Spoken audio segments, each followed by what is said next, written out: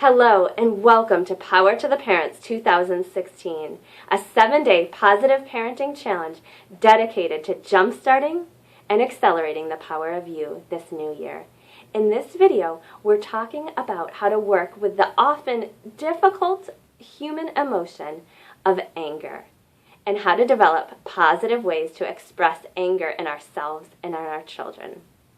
Many of you have identified in the community that you're working with anger issues in your home. And there's a reason for this.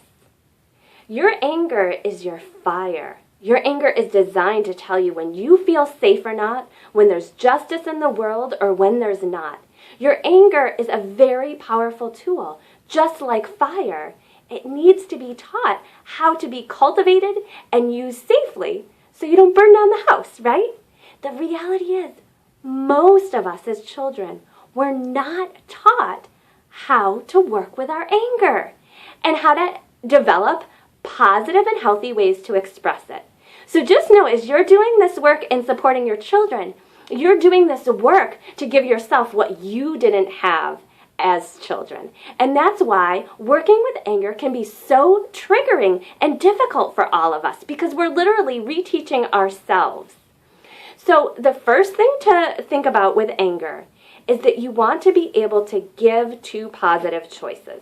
Whether it's for yourself or your children, you want to give, and maybe more than two positive choices, you want to develop possibilities and healthy ways to express it. And you want to give that as two positive choices.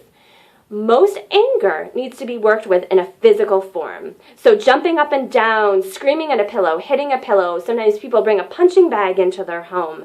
Running in place. Often, believe it or not, children want a hug when they feel angry. Okay?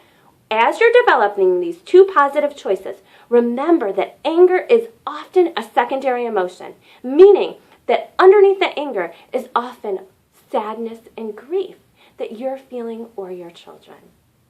Okay, there's a couple ways for you to look at anger from a new perspective.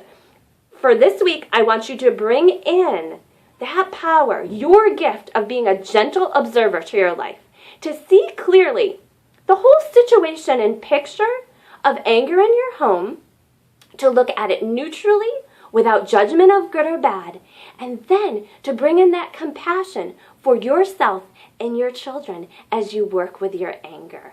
Okay, have a wonderful week, and I'll see you over in the Facebook group.